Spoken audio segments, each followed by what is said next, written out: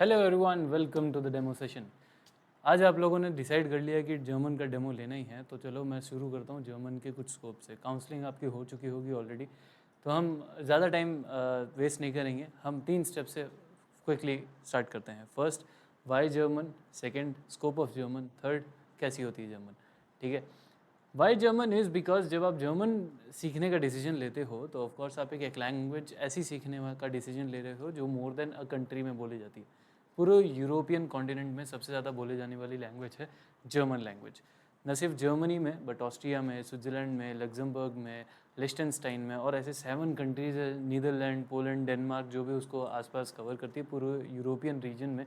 Even some part of France and all these countries which are there in the European region German बोली जाती है। तो आप एक ऐसी लैंग्वेज सीखने का डिसीजन ले रहे हो जो सिर्फ जर्मनी से ही बाउंड नहीं है, और भी अपॉर्चुनिटीज़ हैं और भी कंट्रीज़ हैं जो आप एक्सप्लोर कर सकते हो।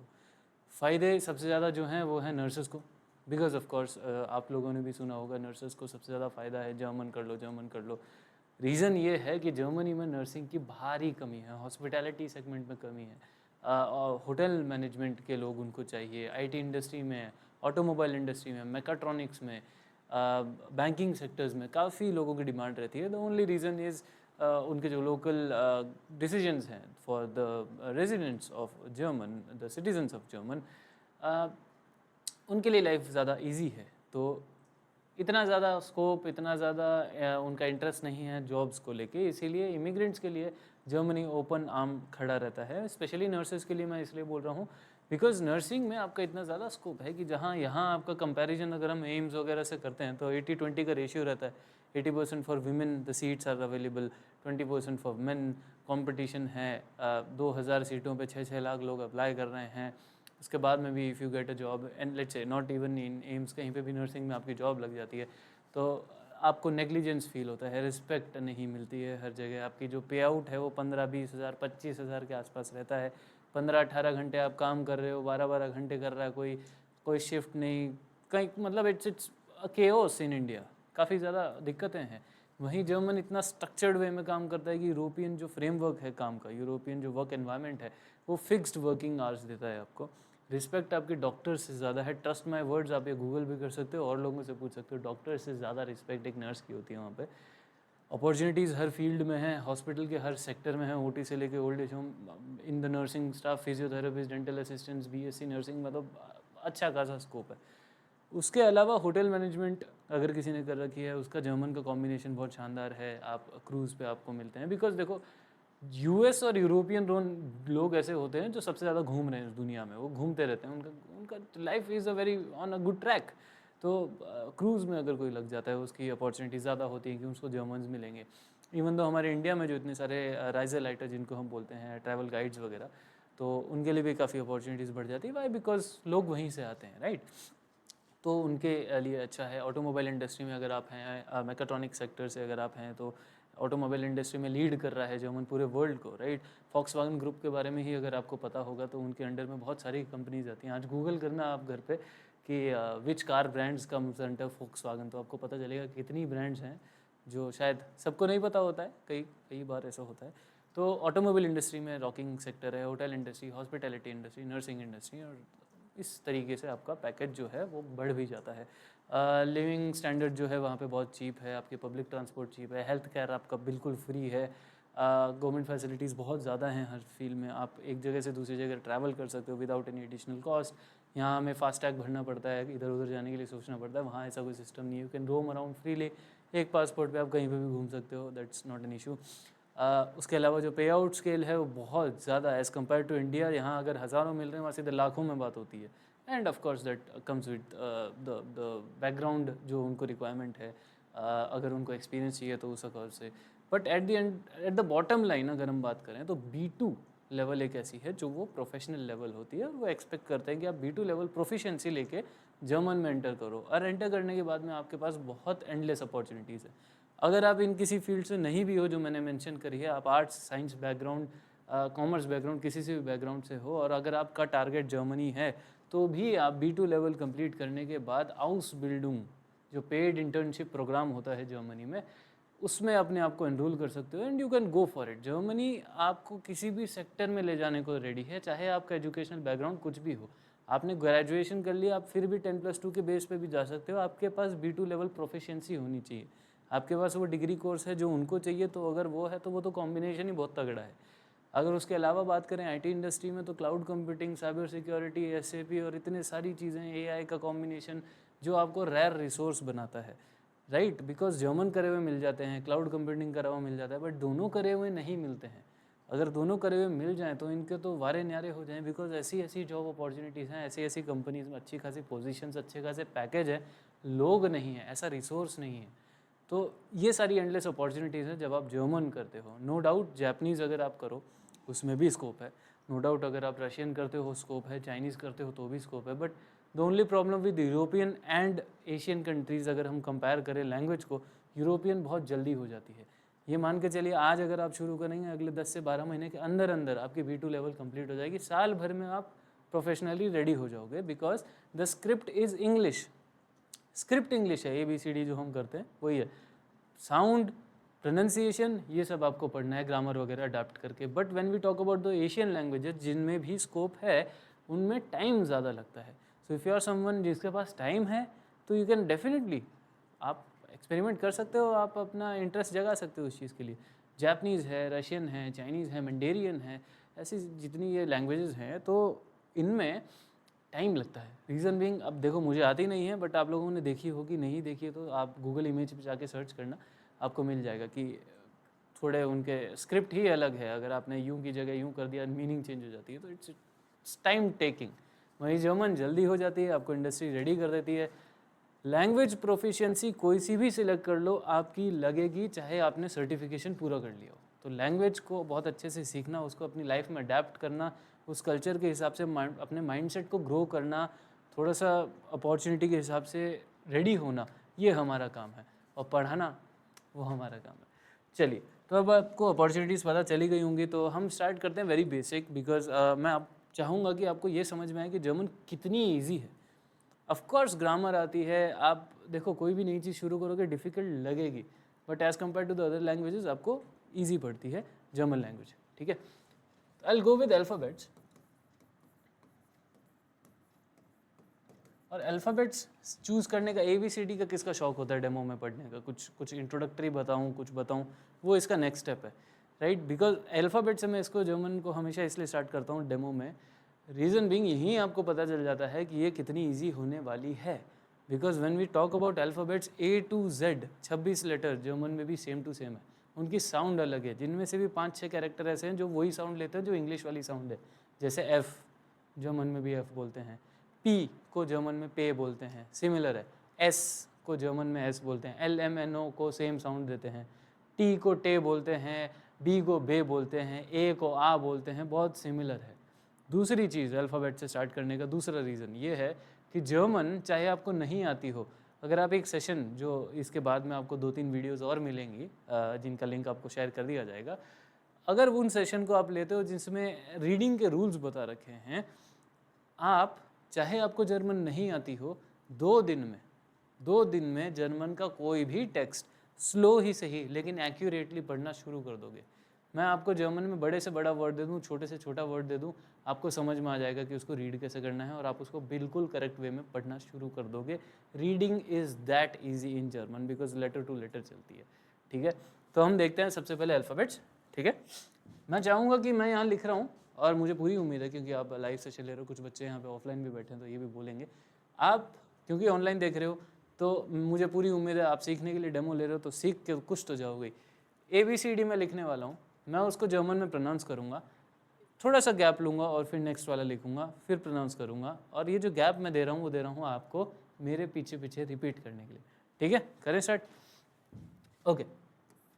आ, बे, से, डे, ए, एफ, गे, हा, ई, यॉट, का, एल, एम, एन, ओ, पे, कू, एयर, एस टे ऊ फाउ वे एक्स इप्सिलॉन सेथ। अब सबसे पहले तो मैं काम कर देता हूँ ताकि आप प्रोनाउंस कर पाओ। इनको एक थोड़ा सा अपन रिलेवेंट बना देते हैं ताकि आप पढ़ के उसको एग्जैक्टली प्रोनाउंस कर पाओ। देखो ए लेटर जो है वो है आ, ठीक है, आ का साउंड रहता है इसका हमेशा, क्या, आ, करेक्ट। फिर रहता है बे, बे, ठीक है, इसका साउंड है से। जैसे जर्मन सॉरी इंग्लिश में अपन कहने को बोलते हैं ना से, बट उससे पहले त लगाना है आपको। त पूरा नहीं आएगा लेकिन शुरू त से होगा, जीभ जो हमारी ऊपर टच होती है से, ये त से शुरू होगा, त से, हाँ ठीक है, त से भी बोल सकते हो बट ये त फिर रिड्यूस कर देना, से, जीभ ऊपर टच होगी और वहाँ से हमें से बोलना है, आपकी एक्यूरेट साउंड निकलेगी। बाकी लोग इसको से भी बोल देते हैं, बट अगर आप जर्मन सीख रहे हो और अच्छे से सीखोगे, बिकॉज आपको पैसा मिलेगा तो एक्यूरेशन का मिलेगा, जितनी अच्छी जर्मन उतना अच्छा हमारा स्कोप, ऑफ कोर्स फैक्ट है। तो इसको हम बोलेंगे से, ऊपर से शुरू करना है, त त त से, गुड। फिर है डे, डे, इसको हम बोलते हैं, इसको हिंदी रेफरेंस दे देते हैं वरना सेम ही लग जाएगा आपको, ए, ए, ठीक है। जिसको मैं अंडरलाइन कर रहा हूँ उसका साउंड सेम ही रहता है जो आज तक हम इंग्लिश में बोलते हैं, सेम टू सेम, जैसे S, L M N O और एफ, इनकी साउंड सेम है। ये है गे, ये है हा,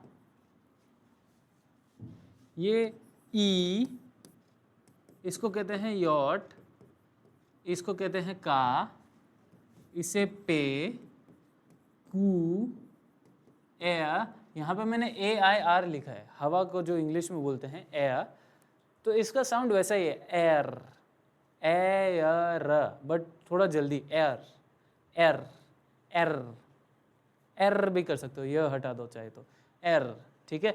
इसीलिए मैंने ये वाला लिखा है वर्ड, इसका जो मैं येलो में लिख रहा हूँ उसका कोई लेना देना नहीं है जर्मन से, that is just for your pronunciation purpose, ठीक है। एस हो गया, फिर है टे, ये है ऊ, ऊ बोलते हैं इसको, ऊ, हाँ थोड़ा गहराई से, ऊ। फिर है हमारा फाउ, फिर है वे, फिर है एक्स, इसको बोलते हैं इप्सिलॉन, इप, इप्सिलॉन, इप्सिलॉन, इंस्टॉलमेंट में नहीं, ये बोलने के लिए बताया मैंने, इप्सिलॉन, इप्सिलॉन, ठीक है। और ये है सेथ, इसको हमने क्या बोला था, से, थोड़ा सा ऊपर से जीभ टच करके शुरू करा हमने, से, इसको उसी के आगे त और लगा दो, सेथ, सेथ, बिल्कुल सही, सेथ, ठीक है। अब मैं स्क्रीन से साइड हो रहा हूँ, आपका फोकस मुझे यहाँ चाहिए और मैं सीक्वेंस से बोल रहा हूँ, गैप लेके आप मेरे पीछे रिपीट करोगे, आ, बे, से, डे, ए, एफ, के, हा, ई, यॉट, का, एल, एम, एन, ओ, पे, कू, एयर, एस, टे, ऊ, फाउ, वे, एक्स, इप्सिलॉन, सेथ। बहुत ही बढ़िया, मुझे उम्मीद है अगर आप रिपीट कर रहे थे तो बहुत अच्छा रिपीट करा होगा आपने। थोड़ी सी मेहनत तो लगेगी, देखो नई लैंग्वेज है, थोड़ा टाइम भी लगता है। इन 26 लेटर्स के अलावा जो अभी हमने पिछले पेज पे देखे, 4 स्पेशल कैरेक्टर्स और होते हैं जो जर्मन में अल्फ़ाबेट्स के अंदर होते हैं। ये जो मैं ऊपर बना रहा हूँ वो डॉट्स हैं, ठीक है, ताकि आपको अच्छा मतलब अच्छे से विजिबल हो, मैंने थोड़े बड़े कर दिए। ये है लेटर ए, ये है लेटर ओ, ये है लेटर यू, मैंने अभी इंग्लिश में बोला है, उसके ऊपर 2-2 डॉट है। ये जो है ये बीटा का साइन है, जो हमने अगर बचपन में स्कूल में थोड़ी सी मैथ्स पे ध्यान दिया होगा तो हमने बीटा का साइन पढ़ा था। देखो हमारी स्कूल की जो बुक्स होती हैं, नॉर्मली जो बुक्स होती हैं स्कूल की, तो क्या उनमें ऐसे लाइंस होती है राइट, जिसमें हम लिखते हैं, तो उसमें इसको ऐसे लिखा जाता है, कैपिटल बी लिखते हैं लेकिन उसके नीचे की थोड़ी सी पूंछ लटक रही है मान लो, तो ऐसे लिखा जाता है इसको, इसलिए मैंने इसको यहाँ पे थोड़ा सा एक्स्ट्रा स्ट्रेच करा है, गलती से नहीं हुआ, वो लिखता ही ऐसे है, ठीक है। समझ गए आप कैसे लिखते हैं? हटा दूँ मैं, हटा देता हूँ, ठीक है। ओके, अब इनकी देख लेते हैं हम साउंड। इसको बोला जाता है एसेथ, कुछ रीजन में इसको एचसेथ भी बोला जाता है। डायलेक्ट का फ़र्क है, जैसे हमारे यहाँ पे साउथ, नॉर्थ, ईस्ट, वेस्ट कहीं पे भी चला जाओ हिंदी का मॉडिफिकेशन हो जाता है, कहीं कोई कैसे बोल रहा है, कोई कैसे बोल रहा है, डायलेक्ट का फ़र्क है। तो वैसे कहीं कोई जर्मनी में इसको एसेथ बोलता है, कोई एचसेथ बोलता है। बात एक है, वो इसी लेटर की बात कर रहा है। इसका साउंड होता है ए, इसका वही साउंड है जो इंग्लिश में ए लेटर का होता है, ए फॉर एप्पल, वो जो साउंड है उसका इससे कोई लेना देना नहीं है, बट साउंड के लिए सीख रहे हैं हम। इसका साउंड है ए ओ, लेकिन ए जो है इसका बहुत ज़्यादा जल्दी जाता है, ठीक है। इसमें आपकी जीभ घूमेगी, थोड़ी सी मेहनत लगेगी, बट हाँ इसका साउंड बहुत अच्छा आएगा। ध्यान से सुनो। एओ, मुंह गोल करना पड़ेगा, बहुत अजीब लगेगा, मैं भी आपको अजीब लग रहा हूँ, दैट्स टोटली फाइन। बट अगर आप अपनी लैंग्वेज पे कमांड चाहते हो, बहुत अच्छी लैंग्वेज करनी है, तो ये प्रैक्टिस हमें करनी पड़ेंगी, चाहे कितनी फ़नी हो। फन वे में करेंगे तो ज़्यादा अच्छा है, बट लैंग्वेज अच्छी होनी चाहिए। तो इसको बोलते हैं एओ। ए बोलो और फिर यो बोलो, ए को कर दो सुपर फास्ट, एओ एओ। मैं आपको स्पीड से लेकर एकदम वैसे लेके जा रहा हूँ, एओ एओ एओ एओ। ए को एकदम मिनिमाइज कर दो, ठीक है। एक लास्ट बार फाइनल, एओ। मुंह गोल है, अंदर जीभ भी अगर गोल होनी पड़ रही है तो कर देना, कोई दिक्कत नहीं है। एओ एओ, इसका साउंड वैसा ही है। इसका साउंड है ईयू, जिसमें ई बहुत जल्दी बोलना है हमें, ई यू, लेकिन यू यू, थोड़ी सी गहरी आवाज आएगी, देखो आप, यू यू, ई मिनिमाइज कर दो, यू। मुंह फिर से बनेगा, जीभ फिर से घूमेगी, लेकिन इस बार ऊ निकालना है। पिछली बार में हमने ओ निकाला था मुंह से, मुंह गोल हुआ, ए निकल गया। अब ऊ बोलना है, मुंह गोल करके यू निकल जाएगा, ठीक है। वापिस देखते हैं इनके प्रोनाउंसिएशन, एसेथ या फिर एचसेथ, ए ओ यू, ठीक है। अब मैं आपको एक बार क्विकली रिवाइज करवाता हूँ, आप स्क्रीन पे ध्यान देना, मैं ऑफ स्क्रीन जा रहा हूँ ताकि आप वहीं देखो।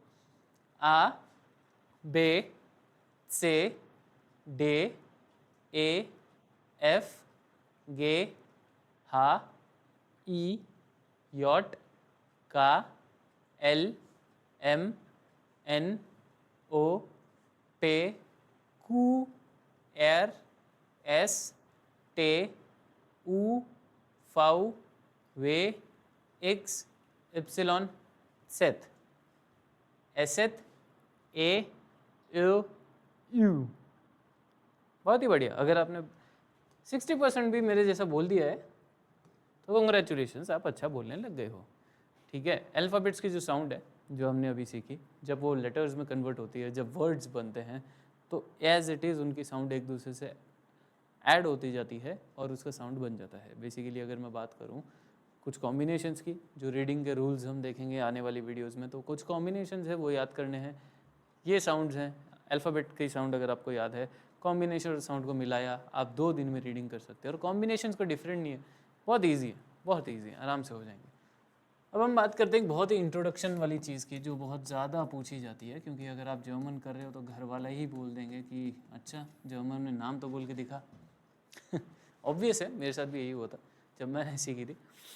तो एक्सपेक्टेशन रहती है कि भाई तू जर्मन में खुद का नाम ही नहीं ले पा रहा तो क्या जर्मन पढ़ रहा है, राइट। होता है ना, ठीक है। इंट्रोडक्शन, इंट्रोडक्शन को जर्मन में बोलते हैं जिश फॉर स्टेलन, जिश फॉर स्टेलन, ठीक है। इसको लिखेंगे नहीं, थोड़ा सा कॉम्प्लिकेशन है, आपको धीरे धीरे पता चलेगा, वरना अचानक से बहुत भारी पड़ेगी, ठीक है। मेरा मोटिव है आपको ये दिखाना कि जर्मन कितनी ईजी है, ठीक है। जानबूझ के नहीं दिखा रहा हूँ कि आप एडमिशन ले लो, ऐसा कोई मोटिव नहीं है। एक्चुअल माइंडसेट वैसा ही होना चाहिए कि हाँ कॉन्सेप्ट्स पे बनी हुई लैंग्वेज है, और जब आप इसको सीखने जाते हो 2 चीज़ें पता चलेंगी। मैं अभी बता देता हूँ, German grammar is the toughest grammar in the world, बहुत मुश्किल है, लेकिन on the other hand German grammar is the simplest grammar in the world, because concept पे बनी हुई है। A1 लेवल में आपको कॉन्सेप्ट सिखाए जाते हैं, वही कॉन्सेप्ट आपके B2 तक चलते हैं। ग्रामर मॉडिफाई होती रहती है, क्योंकि एक सेंटेंस को बोलने के बहुत तरीके होते हैं, राइट। आज मैं स्कूल जाऊँगा, स्कूल में आज जाऊँगा, मैं आज स्कूल जाऊँगा, बात एक ही है, 3 तरीके से बोल दिया। सब्जेक्ट इधर चला गया, टाइम इधर आ गया, फिर सब्जेक्ट इधर आ गया, टाइम उधर चला गया, स्कूल इधर आ गया, बात डिलीवर हो गई, राइट। तो ऐसे ही हम लैंग्वेज ही तो सीख रहे हैं, ये मॉडिफाई ही होगा सिर्फ कुल मिला के। तो मेरा मोटिव ये है कि रिलेटेबल है। जब आपको अगर इंग्लिश अच्छी आती है, हिंदी अच्छी आती है, तो आपको काफ़ी चीज़ें ऐसे दिखेंगी कि हाँ ऐसा ही तो होता है, यहाँ पे भी ऐसा ही हो रहा है, अब बस मुझे जर्मन में अडेप्ट करना है। ठीक है, बहुत बेसिक चीज़ देखते हैं। इंट्रोडक्शन में 7 चीज़ों के बारे में बात होती है हमेशा, जर्मन स्पेसिफिक। जब आप जर्मन में अपना इंट्रोडक्शन देना चाह रहे हो तो नेम, एज, प्रोफेशन, ठीक है, ये तो आपकी डिटेल आई जाती है। उसके बाद में आता है आपका करंट रेजिडेंस,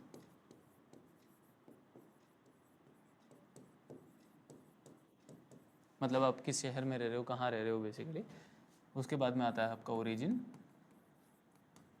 ठीक है, मतलब आप बिलोंग कहाँ से करते हो। फिर आता है लैंग्वेज, और फिर आती है आपकी हॉबी। क्लियर? सॉरी, क्लियर का मतलब होता है अंडरस्टूड, आदत पड़ी हुई। Name, age, profession, current residence, origin, language और हॉबी, ये आपके इंट्रोडक्शन का पार्ट होते हैं जब भी आप जर्मन में इंट्रोडक्शन देते हो। बेसिकली हमारे यहाँ पे हमको बोला चलो इंट्रोड्यूस करो अपने बारे में, तो ज़्यादातर जो एवरेज में मिलता है मुझे बच्चों से, नाम, कहाँ से हो, कहाँ रहते हो, क्या करा हुआ है एजुकेशन में, फैमिली में कौन कौन है, फैमिली में कौन क्या करता है और मैं क्या करता हूँ, और मेरे को क्या करना है आगे जाके, बस यही मिलता है हमें, राइट। अगर आपको लगता है कि आपसे अगर मैं पूछता कि इंट्रोड्यूस करो तो आपके पॉइंट्स कुछ अलग होते, तो कमेंट करके ज़रूर बताना कि आपके दिमाग में क्या आया था जब इंट्रोड्यूस करने की बात हुई थी।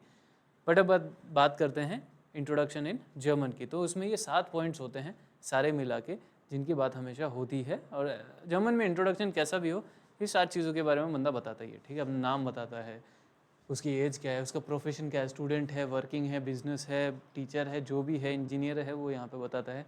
करंट रेजिडेंस का मतलब वो बताता है वो रहता कहाँ है। ओरिजिन का मतलब वो कि वो बिलोंग कहाँ से करता है। जैसे फॉर एग्जांपल मान लो कि कोई रमेश है, वो दिल्ली से है, बट उस रमेश की पुणे में जॉब लग गई है, ठीक है, तो है कहाँ से, वो दिल्ली, वो रीजन हो गया उसका। I come from Delhi, I belong to Delhi, right, but I live in Pune, because वो जॉब वहाँ कर रहा है। तो वो इस तरीके से बताया जाता है। करंट रेजिडेंस मतलब आप कहाँ रह रहे हो, और ओरिजिन आप हो कहाँ से। अगर दोनों ही जगह एक ही है तो आप वैसे भी बोल सकते हो, I come from Jaipur and I belong to Jaipur, I live in Jaipur, एक ही बात है। लैंग्वेज कौन कौन सी आती है, ये भी आपके इंट्रोडक्शन का पार्ट होता है जर्मन में। जब आप इंट्रोडक्शन देते हो कि I can speak this and this languages and मेरी हॉबी ये है, तो ये 7 पॉइंट हैं। मेरा मोटिव है आज आपको एक बहुत ही बेसिक चीज़ दिखाने का। इसके बाद में जो नेक्स्ट वीडियो मिलेगी उसमें आपको डिटेल में सब कुछ मिल रहा है। मैं एक चीज़ आपको बताऊंगा, हम अगर अपना नाम बताएं तो हम क्या बोलते हैं, माई नेम इज़, अज्यूम करते हैं राकेश रोशन, ठीक है, माई नेम इज़ राकेश रोशन, ठीक है। अब नाम तो वही रहेगा जो आपका है, करेक्ट। आपका my name is very similar what is there in German as well. इसको बोला जाता है माइन नाम इस्ट राकेश रोशन। नाम आपका आएगा यहाँ पे, जो भी ये वीडियोस देख रहे हैं, और प्लस आप लोग भी ऑफ कोर्स। माइन, ध्यान से सुनना, माई न, ये पूरा आ रहा है, माई न, माइन नाम, नाम नहीं बोलना है, नाम, अ की साउंड आनी ज़रूरी है, क्योंकि जर्मन में जब भी ई लास्ट में होता है ना तो अ की साउंड आती है। माइन नाम इस्ट, इज और इस्ट में एक ही फ़र्क है, ट लग रहा है। माइन नाम इस्ट, और जो भी आपका नाम है आप उसके आगे बोल सकते हो। तो मैं एक एग्जांपल जो मैंने लिखा है वो बोलता हूँ, माइन नाम इस्ट राकेश रोशन। आपका, चलो मैंने अज्यूम कर लिया कि आपने इतनी देर में बोल दिया होगा, ये लोग तो बोल ही दिए ठीक है। तो इस तरीके से आपका नाम बताया था जर्मन में। नाम बताने के 3-4 तरीके और है, जब हम क्लास लेना शुरू कर देंगे तो हम सब कुछ सीख जाएंगे। जैसे हम बोलते हैं ना, I am Deependra, my name is Deependra, और इसी तरीके से मैं बोल दूँ दीपेंद्र, ऐसे भी तो बोलते हैं, व्हाट्स योर नेम, दीपेंद्र। तो बोलने के तरीके बहुत सारे हैं, सब हम सीखने वाले हैं। तो आई होप कि आपको इन्फॉर्मेशन मिल गई होगी जर्मन क्यों करनी चाहिए, स्कोप क्या है, not limited to one country, बहुत सारी कंट्रीज़ में है, MNCs बहुत हैं। इंडिया की ही बात करें तो 178 से ज़्यादा कंपनियां हैं जिनमें जर्मन लैंग्वेज की रिक्वायरमेंट आती है। लो लेवल से लेके हाई लेवल तक की कंपनीज़ हैं। अगर रेयर रिसोर्स बनना है तो मैंने कुछ कॉम्बिनेशंस आपको बताए थे IT से रिलेटेड, वो अगर कर लोगे जर्मन के साथ में तो बहुत शानदार अपॉर्चुनिटीज़ आपकी, अनलिमिटेड लाइफ टाइम रहेंगी आप। नर्स अगर आप हो तो आप जर्मनी का टारगेट कर लो, क्योंकि जर्मनी में अगर आप नर्सिंग लेके जाते हो तो एनीवेयर अराउंड 2500 से लेके 4500 5000 यूरो तक की आपकी नौकरी पर मंथ लगती है, with limited working hours, with respect, with particularly week offs. आपका लाइफस्टाइल सस्ता, सुंदर, बहुत अच्छा एनवायरनमेंट है यहाँ की। मतलब देखो, ऐसा नहीं है कि हम इंडिया को ब्लेम कर रहे हैं। अब जो सिस्टम है और जहाँ स्कोप है, तो एंड गोल हमारा वही है कि हमारी लाइफ सुधरे। तो जहाँ सुधर रही है हम सुधार के भी तो वापस आ सकते हैं, या फिर वहाँ से टेल भी हो सकते हैं। पीआर आपको 2 साल में मिल जा रहा है, 3 से 5 साल के अंदर अंदर आप सिटीजनशिप अप्लाई कर पा रहे हो। बहुत सारी एंडलेस अपॉर्चुनिटीज़ है, तो क्यों ना फ़ायदा उठाया जाए उस चीज़ का, जो साल भर में अगर हम ये सीख पा रहे हैं और सर्टिफिकेशन करके इसी सेंटर से यहीं आप सीख रहे हो, यहीं एग्ज़ाम दे रहे हो, यहीं से आपकी प्रोसेसिंग हो रही है, तो और क्या चाहिए।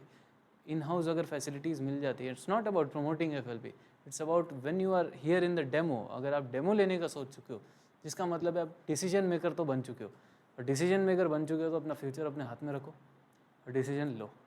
ठीक है, आगे की वीडियोस देख के कंटिन्यू करना। आपको अगर समझ में आती है तो चलो मिलते हैं क्लास में।